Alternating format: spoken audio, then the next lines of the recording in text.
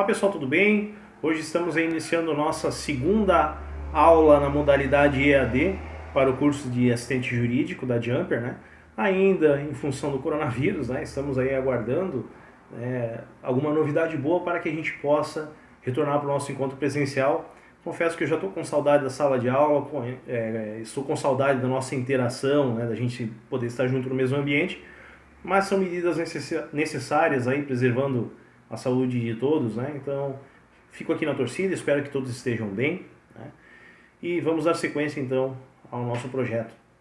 Na semana passada, né, eu encaminhei um material para vocês, onde a gente falou sobre consulta aos sites, né, dos tribunais, né? Seja o TJ de Santa Catarina, o TRT da Justiça do Trabalho e o Tribunal Regional Federal, né?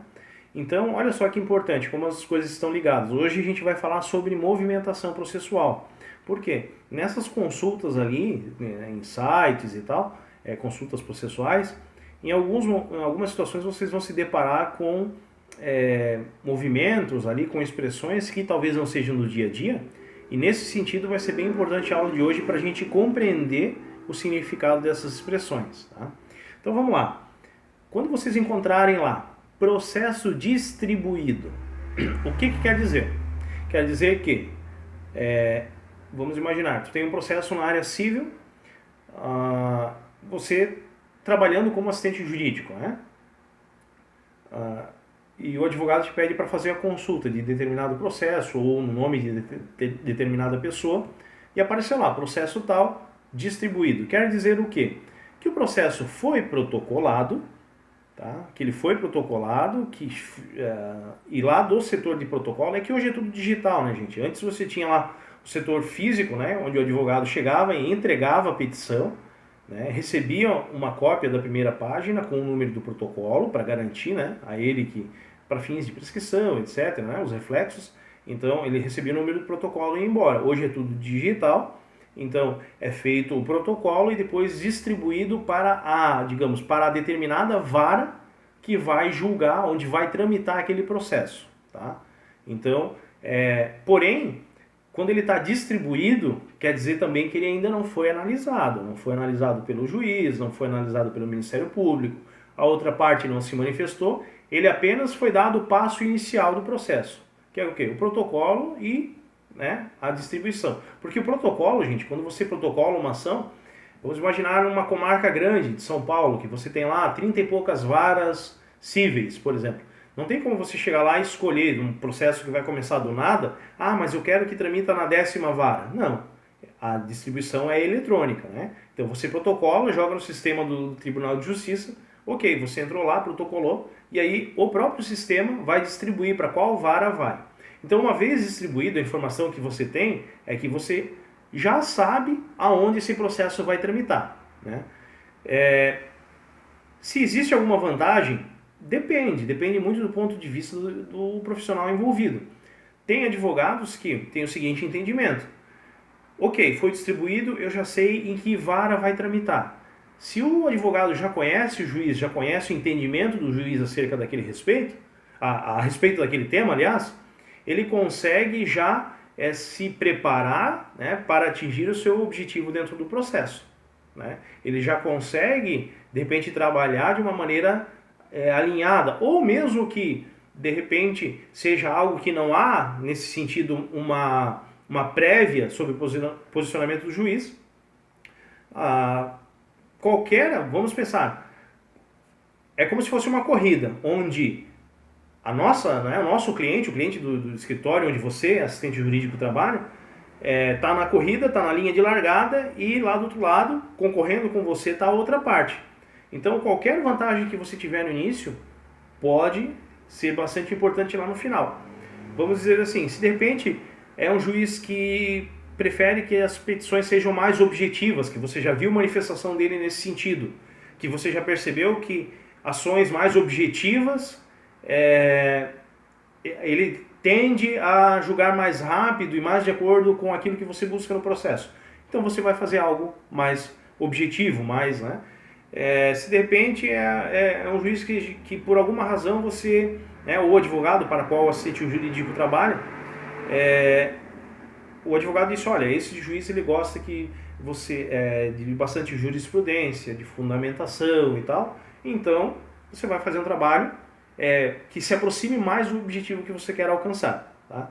Então, a partir do momento que o processo é distribuído, se você tiver esse conhecimento prévio, pode ser, né, algo, digamos assim, algo que represente algum tipo de facilidade ou vantagem dentro do processo.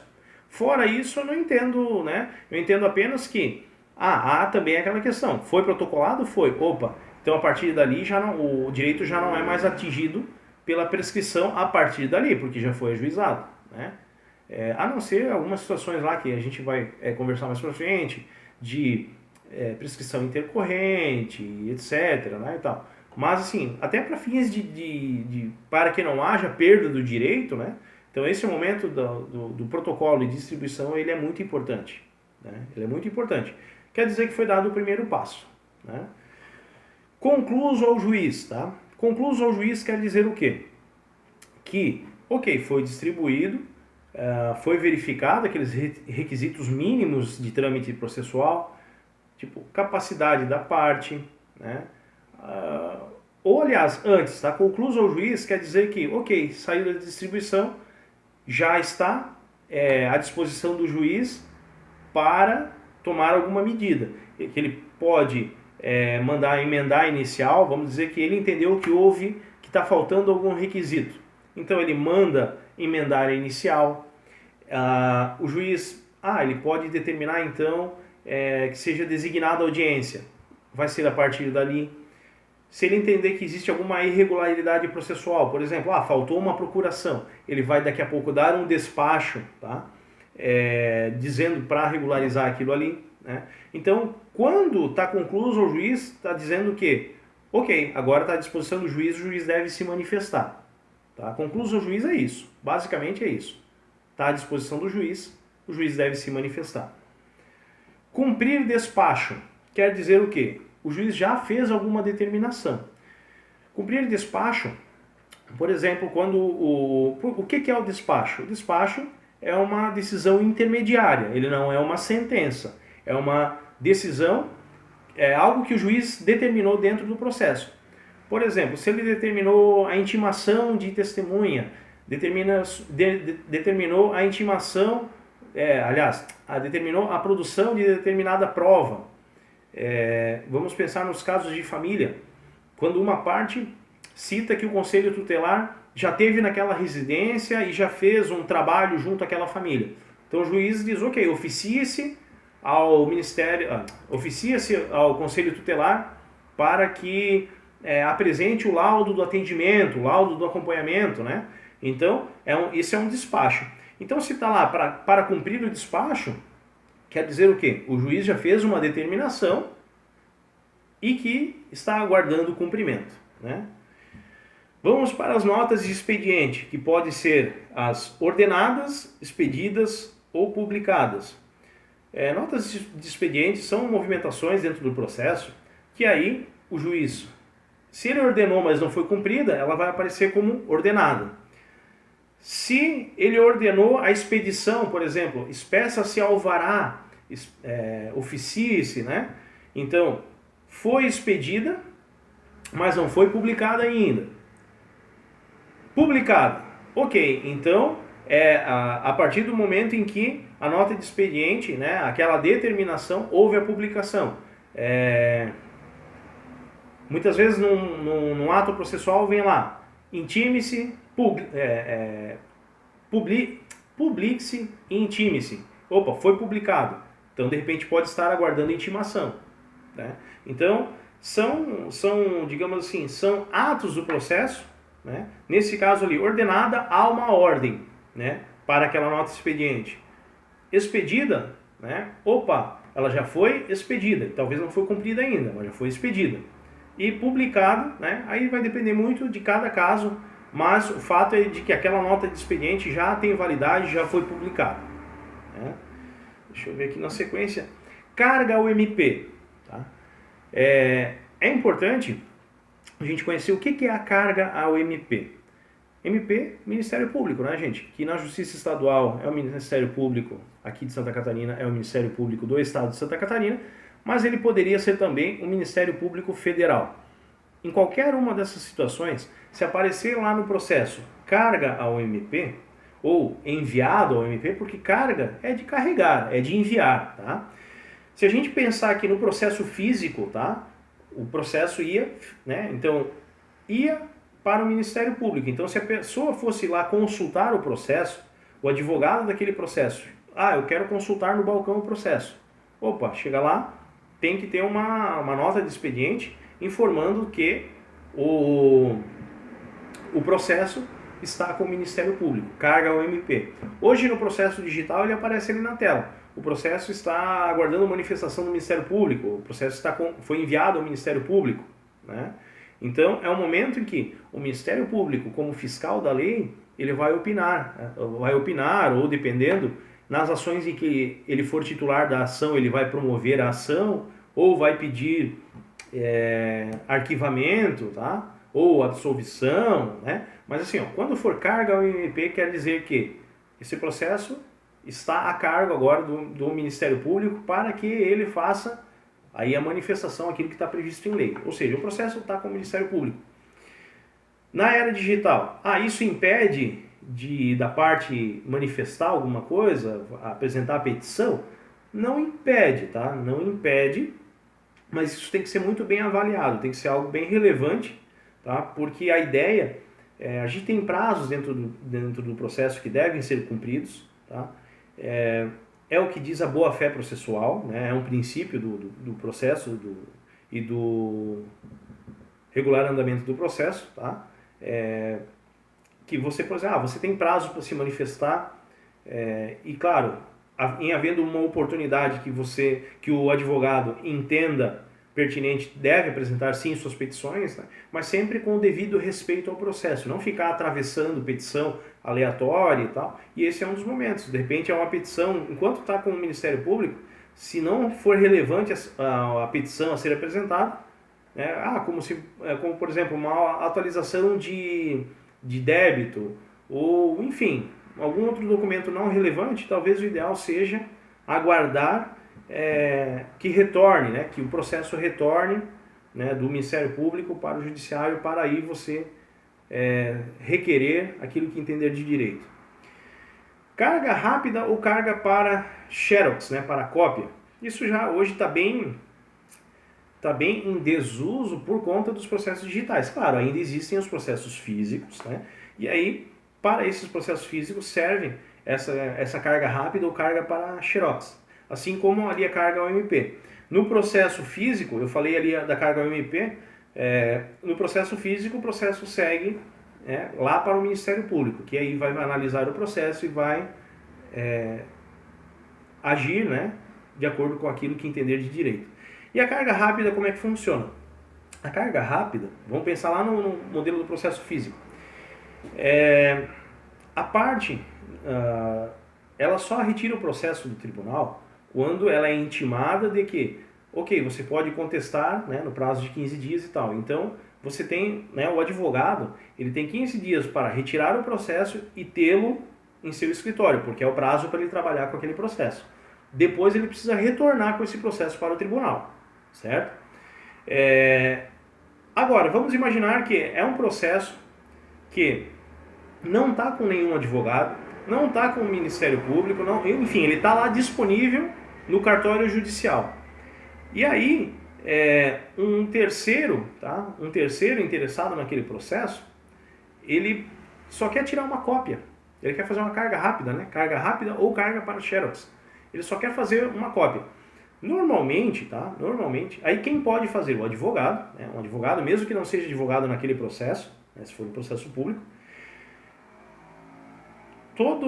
toda a comarca, toda a vara do trabalho, enfim, todo estabelecimento judiciário tem lá a salinha da OAB, um ambiente reservado para a OAB, onde a OAB normalmente disponibiliza um estagiário, um computador, uma impressora, né, uma copiadora. Então é onde o advogado, mesmo que ele não seja parte naquele processo, ele consegue pedir autorização, assina o documento, né? E retira o processo, muitas vezes acompanha, aí depende de cada jurisdição, mas acompanhado do servidor do tribunal, vai até a sala da OAB, tira a cópia, né? E retorna com o processo. Por quê? Ele não é parte do processo, ele não é uma pessoa autorizada a fazer movimentações naquele processo. Ele veio fazer uma consulta, de repente, com interesse, aquilo que acontece naquele processo pode refletir em outros processos, então ele precisa estar informado, ok. Mas ele não é parte naquele processo. Então ele faz uma carga rápida apenas para poder fazer cópia daquilo que lhe interessa e, né, deixar o processo ali. Então quem pode retirar o processo físico do tribunal? Apenas os advogados, tá? Com procuração e tal, depois a gente vai falar sobre procuração. Tá? Então, fora isso, para carga rápida, mas no próprio tribunal ali, só para tirar cópia, com acompanhamento do funcionário responsável, né, pelo cartório, né, porque já imaginou, e se some o processo? Né, existe esse risco. Né, e, pasme, não é tão incomum, tá? Não é tão incomum. A era digital, ela deu uma boa quebrada nisso aí, mas na era do processo físico não é tão incomum, tá? Se vocês... tem um documentário, até depois eu vou mandar o link, um documentário, uma entrevista, onde o nosso, hoje, presidente do STF, né, ministro Dias Toffoli, que era advogado do PT, em determinada situação, lá uma situação jurídica envolvendo um imóvel e tal, que ele fazia parte de uma corrente que entendia que não deveria ter o despejo de um pessoal que estava lá, porque tinha um outro processo aguardando desapropriação e tal, e ele confessa que ele sumiu com o processo físico por um determinado período, até que saiu decisão no outro processo que era favorável ao interesse dele.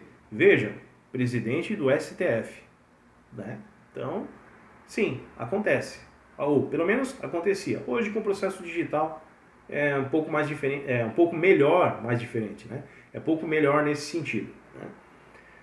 Autos retornados ao cartório quer dizer que, opa, o advogado levou, estava em carga, quando ele retorna, né, até para que ele não seja penalizado, é certificado que os autos retornaram ao cartório. Bem simples, é o registro lá de que retornou. Concluso para a sentença. Bom, concluso para a sentença quer dizer o seguinte, que as etapas iniciais do processo já foram resolvidos, ou seja, começou o processo. Não posso aqui afirmar se houve contestação ou não, porque o processo ele pode, quando não há contestação, é decretada a revelia, né? Pelo menos na esfera civil, é decretada a revelia, segue o processo e tal. E lá na frente, quando há o que eles chamam de saneamento do processo, tá? Que é o quê? Quando as informações já estão calmas, tá? Já estão produzidas, o convencimento, aliás, o juiz ele percebe que ele já tem elementos suficientes para julgar aquela causa. Tá? Quando ele lê, digamos, né, lê a demanda, e aí a importância da boa construção do processo, ele lê o processo, ele já entende o que ele vai precisar, que tipo de prova que ele precisa para auxiliá-lo no convencimento, para julgar. Se existe algum procedimento especial que deve ser seguido e tal. E quando todas essas etapas, produziu as provas que precisava, deu às partes a oportunidade de se manifestar a respeito, tal, tudo isso já está organizado, ok, é reunido, é verificado, agora o juiz pode julgar. Então é onde acontece o concluso para a sentença, que quer dizer, ok, o momento de se produzir provas passou, já existem ali elementos suficientes para a sentença e logo será decidido. Tá? Então isso quer dizer o conclusos para a sentença. Aí você tem também o aguarda de curso do prazo. Aguardar de curso do prazo é o seguinte, vamos dizer que, vou pegar um exemplo bem prático. Todo processo judicial ele tem custas. O que acontece é que algumas pessoas elas são isentas de custas, né, quando comprovam sua miserabilidade, através da declaração de hipossuficiência que a gente vai trabalhar na aula de hoje. Tá? Então essas pessoas são isentas de custas. Fora isso, todos os processos, e também lá no juizado especial, tá? Também não tem custas na primeira fase do juizado especial. Mas fora isso, por exemplo, na justiça comum, tá? Na justiça comum, todo processo tem suas custas.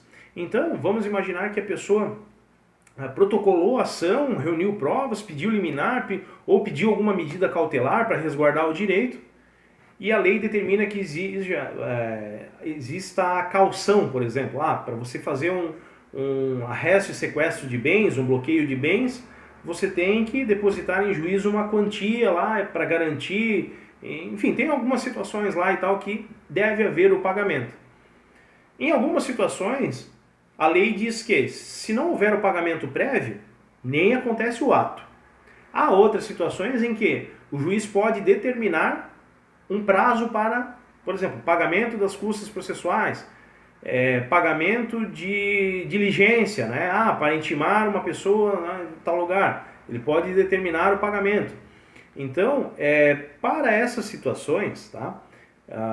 Para essas situações, deixa eu até só pegar aqui para não...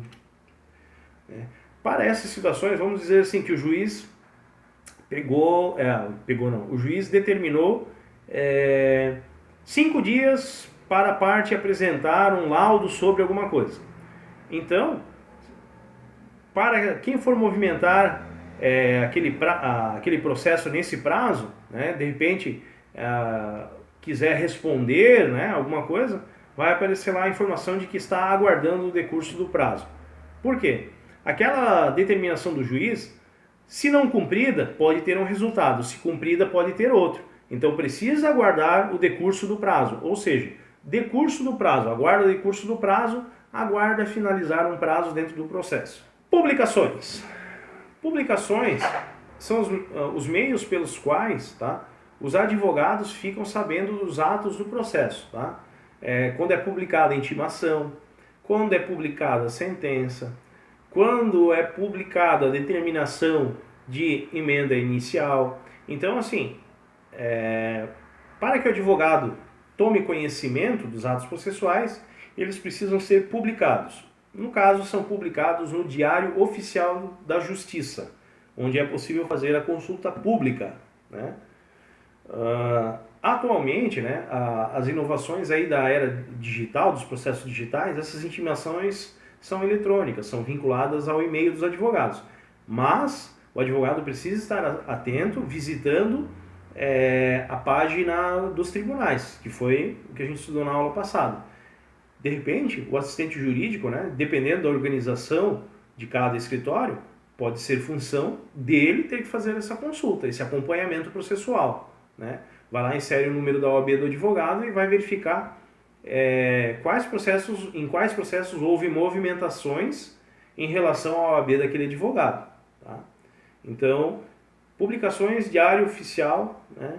Pesquisar lá para verificar as movimentações, atividade que compete a você, assistente jurídico. Né? Deixa eu ver aqui. Contrato de honorários. Isso é bem importante também. Por quê? Porque é dali que vai sair o salário do assistente jurídico, é dali que vai sair o salário do advogado, entre outros. Né? O contrato de honorários. Por quê? Ele é um contrato de prestação de serviços. Tá? Ele ali que vão estar as regras de pagamento de como a parte vai pagar o advogado. O contrato de honorários ele pode prever um pagamento integral, né, da prestação de serviço. Vamos imaginar, o advogado para o qual você trabalha, ele é contratado para fazer um contrato de empresa, fazer um contrato de compra e venda, fazer uma documentação, ou atuar num caso criminal que não vai ter proveito econômico, né? Então ele pode fazer a cobrança, né? Vai estar estipulado ali nas cláusulas do contrato de honorários de que maneira se dará o pagamento pela prestação de serviços do advogado. Então, é a maneira pela qual o advogado vai obter lucro, né, com a sua atuação. E em várias situações, o advogado, digamos assim, tem lá a figura do assistente jurídico, pode ter o estagiário, pode, né? Enfim, está lá o advogado, ele finalizou o atendimento, ele conheceu o problema, ele indicou para o cliente a solução jurídica, o que pode ser feito, e o cliente disse, ok, vamos lá, vamos então, eu quero contratar o doutor aí para fazer a defesa do meu direito. Então, pode acontecer do advogado chegar e dizer para ti, olha, faz o contrato, né, faz o contrato dessa pessoa com o nosso escritório, e aí ele vai te dizer o valor X.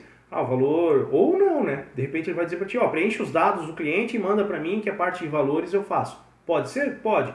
Tudo vai depender de acordo com a organização do escritório para o qual você trabalha. Tá? Mas eu vou falar inspirado no nosso escritório aqui. Né? Então, ok, formulou a proposta ali, que ela pode ser dessa maneira, como eu falei, prevendo pagamento integral já no início, ou como pode prever um pagamento percentual no início, né? E um percentual no final, sobre o proveito econômico alcançado com aquele processo. Então, tem várias maneiras de que se ocorra o pagamento, né, o pagamento pela prestação de serviços.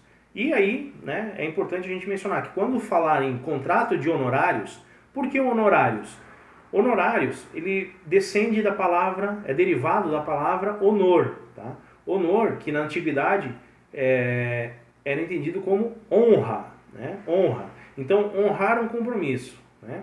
Contrato de honra, contrato de honorários. Receber. Né? Receber. Com relação a modelo. Professor, então existe um modelo de contrato de honorários? Cada escritório possui seu próprio modelo. Tá? A regra não é que seja uma regra, tá?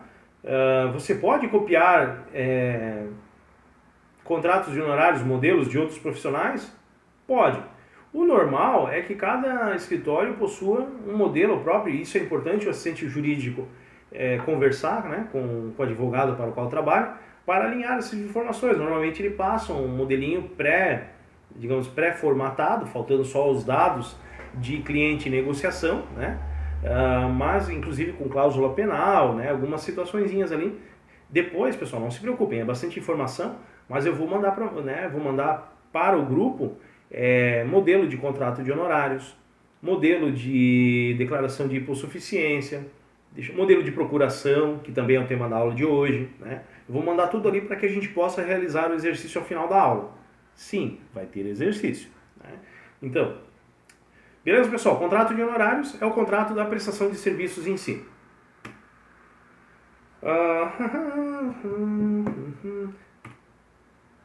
Bom, o que precisa ter nesse contrato? Para que ele tenha, inclusive, validade jurídica. Qualificação das partes. Qual é a qualificação das partes? Vamos lá. Nome, vamos lá. Nome, nacionalidade, estado civil, né? Profissão, endereço com CEP, número de CPF, número de RG, né? Então endereço completo, para que, em havendo necessidade, essa pessoa seja localizada, tá? Então qualificação das partes. Então, assim como o cliente deve ser identificado, o advogado também.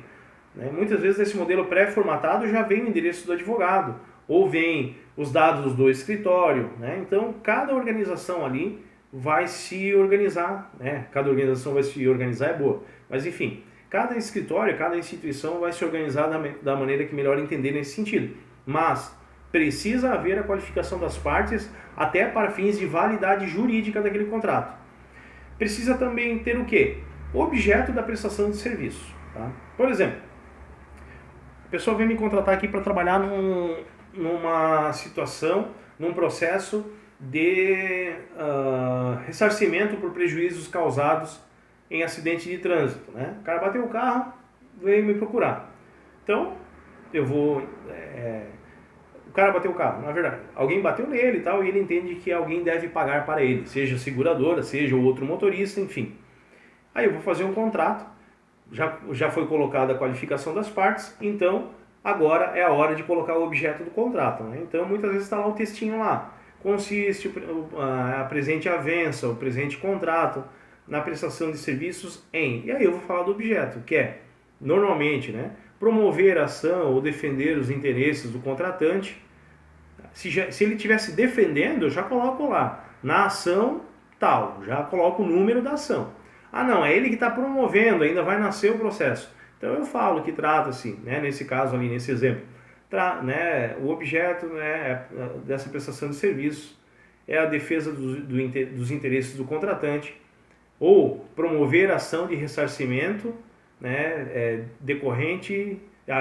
ressarcimento a prejuízos decorrentes de acidente de trânsito face a, inclusive eu coloco contra quem será o processo, face a, né? Valor e forma de pagamento, então se vai ser pago à vista, se vai ser parcelado, se vai ser entrada e proveito econômico ao final. Na Justiça do Trabalho é muito comum você fazer sem entrada e apenas com proveito econômico, porque lá o princípio é diferente, né? Lá existe o seguinte entendimento, que o trabalhador ele vai promover, né, o empregado ele vai promover a ação contra o empregador, normalmente quando alguma verba trabalhista, quando alguma verba de natureza alimentar já não lhe foi pago. Então se ele já está sofrendo, digamos, de algum tipo de necessidade, nesse sentido que está tendo que recorrer à justiça para receber, a ausência de recursos não pode servir para impedir que ele busque o seu direito. Tá? É dessa maneira. A ausência de recursos não pode ser empecilho para que ele busque o seu direito.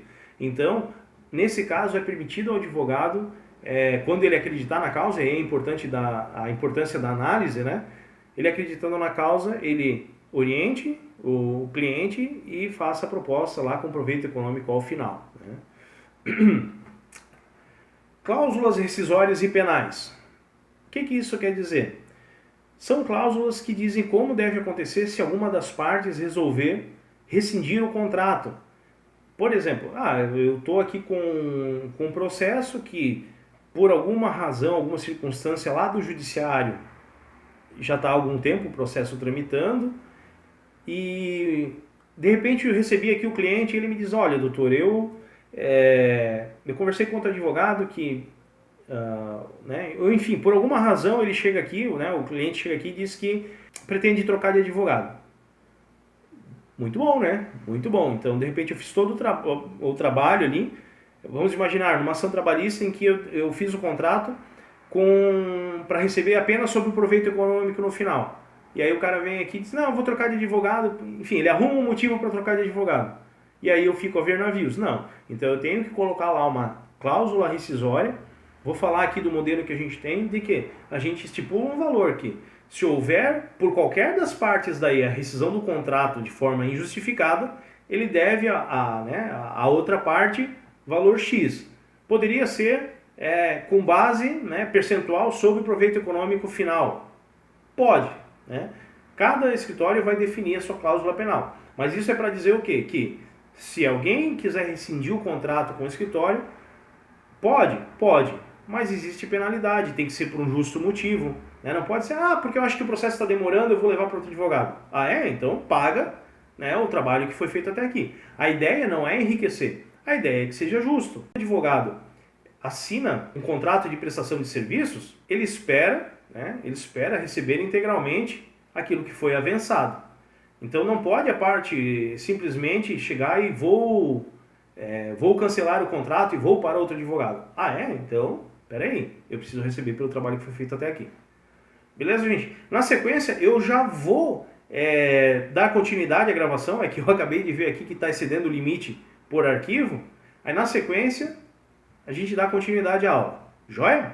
Até mais! Nós estávamos falando sobre contrato de honorários. Ok, chegamos até nas cláusulas penais e tal. Agora a gente precisa falar de procuração. O que é uma procuração? Procuração é um instrumento jurídico pelo qual a parte interessada, a parte capaz, ela transfere os seus poderes para o advogado, que a partir dali eles passam a se chamar outorgante, quem passa os direitos, e outorgado, quem recebe os direitos. Né? Então, procuração é um instrumento pelo qual a pessoa autoriza que alguém a represente, né, para fins jurídicos. Né? Então, é o meio pelo qual o cliente transfere poderes de sua representação para o advogado. Como falei, outorgante é a parte que transfere os direitos de representação para o advogado. Por sua vez, o advogado é o outorgado, é aquele que recebe a autorização. Tá? A gente vai ver nos modelos de procuração que eu vou mandar ali para vocês que existem várias ações que o advogado pode fazer desde que esteja habilitado para isso no processo. Tá? Existem vários verbos lá, tá? vários poderes que são transferidos. A gente vai trabalhar com eles com bastante calma, tá? Existem duas formas de confecção da procuração. Por instrumento particular, tá? Aquele em que normalmente é reconhecido... claro, o escritório de advocacia, como o Estatuto da OAB prevê que o advogado certifique a autenticidade dos documentos, quando um advogado faz uma procuração, ele não precisa autenticar em cartório. Tá? Então, essa é a procuração por instrumento particular. Por instrumento público, é aquela procuração feita em cartório. Mas essa procuração em instrumento público, ela não serve apenas para fins judiciais. Tá? A procuração pública, ela serve, por exemplo, alguém que está negociando um carro. Eu deixei um carro lá na revenda e eu comprei outro. E eu estou autorizando o garagista a revender aquele carro que era meu. Perfeito, eu faço uma procuração pública autorizando ele. Ou, eu tenho um imóvel num outro estado da federação, apareceu o comprador, mas eu não tenho como ir lá agora e eu tenho alguém da minha confiança para lá resolver isso. Eu faço uma procuração pública para que essa pessoa possa resolver isso lá para mim. Né? Ela possui fé pública. Né? Ela pode ser, então, extrajudicial, nessa situação que eu falei ali sobre o cara que deixa o carro na garagem, né? Então, é extrajudicial, não envolve a justiça. E ela pode ser judicial, tá? Também chamada, né, expressão latina, né, ad judicia, que é estritamente para fins judiciais. Essa procuração ad judicia, ou estritamente para fins judiciais, ela só pode ser outorgada a advogado. Advogado é o único, digamos, a única instituição ou entidade que pode representar outra pessoa em juízo. Tá? Se não for advogado, na verdade, assim, menores e incapazes, eles têm lá o representante legal deles, né? Mas, digamos, para fim de dar andamento processual, precisa ser advogado. Tá? Precisa ser advogado. Tá? E aí deve conter o quê? Vamos a algumas situações que precisa conter. Nome do outorgante e sua qualificação civil, assim como tem a qualificação, muitas vezes até o cabeçalho é o mesmo, tá? Eu uso na procuração e no contrato de honorários. Nome do outorgante e sua qualificação civil. Nome do outorgado e também sua qualificação civil, aquela qualificação. Nome, nacionalidade, estado civil, profissão, CPF, RG e endereço com CEP. Isso cai inclusive na prova da OAB, tem que saber. Nome do outorgado e sua qualificação civil, natureza, designação, extensão de poderes e objetivo. Cidade e estado onde é outorgada, data, né, e assinatura do outorgante. Então isso quer dizer o que, gente? No modelinho que eu vou enviar para vocês ali, ou que eu já enviei, né, nesse momento eu irei enviar. Talvez no momento em que vocês forem assistir, eu enviei. Vocês vão perceber lá que tem um texto pré que diz assim, que essa procuração confere direitos ao outorgado, os seguintes direitos. Aí vai falar lá assim, coisas do tipo, alguns verbos. Pagar, receber, dar caução, negociar, representar, enfim, uma série de verbos que são poderes, né, que a pessoa transfere para o advogado. Então, a orientação é sempre conferir, tá? Sempre conferir, porque, por exemplo, vamos imaginar que lá no meio desses verbos falte a palavra receber em juízo, ou receber, né? Aí, ok, o advogado fez todo o trâmite do processo, defendeu com perfeição os direitos do cliente, chega na hora de pagar, a outra parte pagou, ou houve penhora, foi bloqueado, enfim, chega na hora de receber, né? Aí você faz uma petição lá para expedir o alvará em nome do advogado, para daí acertar com a parte. Aí vem a informação de que o advogado não está autorizado a receber porque não lhe foi conferido esse poder pela procuração. Imagina, aí você vai ter que procurar teu cliente, pedir para ele fazer uma nova procuração que fale sobre receber, para aí você poder receber por ele, né? Então, são, digamos assim, são algumas curiosidades, alguns caprichos que a gente precisa ter, né? A gente precisa ser bem criterioso na hora de fazer uma procuração, porque são poderes que a gente eventualmente vai precisar exercer e eles precisam constar na procuração, tá? Beleza, falamos sobre contrato de honorários, falamos sobre procuração, chegou a hora de falar sobre declaração de hipossuficiência. Nome feio, mas que talvez demonstre até uma situação ainda pior. Tá? Não exatamente, gente, não é isso.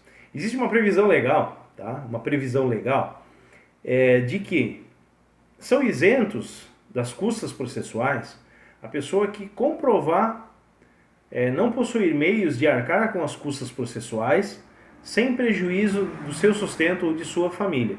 Né? Ou seja, antigamente chamavam esse documento de atestado de pobreza. Olha só, atestado de pobreza. E aí arrumaram um nome mais bonito, né? Declaração de hipossuficiência. Que quer dizer o quê? Olha, eu não tenho condições de pagar as custas processuais sem prejuízo ao meu sustento ou de minha família. Então, sempre que você for fazer contrato de honorários ou procuração a pedido do advogado, peça, né? Procure saber se precisará da declaração de hipossuficiência. Na dúvida, faça igual. Porque depois o que pode acontecer, porque como é que funciona a declaração de hipossuficiência? Ela é automática? Não. Você faz o requerimento, a pessoa assina, né, o advogado faz o requerimento, a parte assina, junta no processo.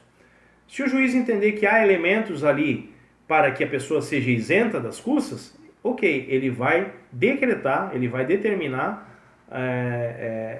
vai decretar a hipossuficiência, né, vai decretar a isenção das custas. Se ele entender que, a pessoa assinou a declaração, mas possui patrimônio, possui condições de pagar as custas processuais, ele vai dar um despacho, vai dar uma decisão dizendo, por exemplo, para a parte comprovar com a declaração do registro de imóveis que não possui imóveis na cidade, na localidade, vai determinar que a parte apresente certidão do Detran informando sobre eventual existência de veículos em seu nome. Enfim, o juiz ele não é obrigado a acreditar que a pessoa não tem condições, ele pode inclusive mandar averiguar, né? E se a pessoa ainda assim resolver prestar informação falsa, cabe penalidade. Então, olha só, é uma declaração simples, mas ela precisa ser verdadeira. Tá? Se ela não for verdadeira, ela tem reflexos jurídicos. Então, olha só a importância. Então, aqui, pela prática, a gente já sabe. Chegou o cliente, fechamos o negócio, ok. Vamos lá. Honorários, procuração e hipossuficiência. Joia? E ele vai ter a mesma qualificação, tá? Ele vai ter a mesma qualificação lá do contrato de honorários da procuração, né? Vai trazer nome da parte, nacionalidade, profissão, estado civil, CPF, RG, endereço com CEP, e aí ao final um texto lá dizendo que ela não possui condições, né, de acordo com a lei 10.060 de 1950, tá? Essa é a lei, a primeira lei que trouxe essa questão da isenção das custas. Depois disso, nós temos aí atualmente o Código de Processo Civil, artigo, se eu não me engano é 198 ou 199, ou 98 e 99, alguma coisa assim, que prevê também a isenção de custas, Código de Processo Civil, né? E aí vem lá a declaração de que a pessoa não possui condições e tal, e assina ao final. Que nem eu falei, é um documento simples, mas as informações ali contidas precisam ser verdadeiras, sob inclusive pena de punição daquele que faltar com a verdade. Tá? Além dessas informações, beleza, eu falei ali que precisa do nome completo, número de RG, e CPF e assinatura. Joia? Joia. Então eu também preciso de um documento com foto para conferir a autenticidade dessas informações. Então, fatalmente eu preciso tirar cópia ou do RG, de um documento de identificação com foto. Pode ser o RG, pode ser o CPF, pode ser a CNH, pode ser a carteira de trabalho, pode ser a carteirinha profissional da categoria, desde que tenha lá que vale como carteira de identidade em todo o território nacional, pode ser também, né? Então eu preciso de um documento com foto para, para identificar essa pessoa no processo. Assim como, se possível, né, já aconteceu de protocolar processo sem comprovante de residência, só mencionando a residência, mas é de bom tom, né, para facilitar, para dar credibilidade ao trabalho que está se fazendo, inserir também, né, uma cópia do comprovante de residência da pessoa. A não ser que, por exemplo, na esfera criminal, normalmente, tá? Por que precisa do comprovante de residência? Porque a pessoa precisa ser intimada do que acontece no processo. A exceção nesse caso de endereço, é para o cliente que eventualmente seja recluso, porque aí o endereço que vai a registro para ele é o da prisão, né? É da onde ele está recluso, né? E aí ele será intimado lá, né? Então, aí eu não preciso me ater a um endereço, a cópia de endereço nesses casos. Até porque quem vem daí, normalmente procurar o serviço do advogado, pensando que o cliente está preso, quem vem é alguém próximo, familiar e tal, e aí esse provavelmente não vai ter um comprovante de residência, mas vai saber onde é que ele está preso. E aí a gente, né, Google, né, vamos lá, vamos pesquisar, e aí, por exemplo, numa defesa a gente menciona que ele está recluso, né, na casa de detenção, presídio tal, né. Gente, seria isso. Eu vou fazer o seguinte, eu vou encaminhar para vocês procuração, contrato de honorários, procuração e declaração de hipossuficiência. Eu vou mandar um modelinho pronto em PDF para que vocês não possam copiar e colar. E a ideia é que vocês reproduzam cada um desses documentos. Tá? É interessante, façam a leitura, ali no caso da procuração, faça a leitura dos poderes que são outorgados à parte, façam a leitura lá da declaração de hipossuficiência, do teor da declaração, o que a pessoa está declarando, tá? Do contrato de honorários, façam a leitura das cláusulas que devem estar, né, que a gente entende que devem estar previstas nos contratos, tá? Que isso, sem dúvida, é uma das funções do assistente jurídico, né, que trabalha no escritório de advocacia, né? E pensando já na capacitação profissional de vocês, pensando que lá na frente essa vai ser a atribuição de vocês. Joia? Muito obrigado, gente. Grande abraço.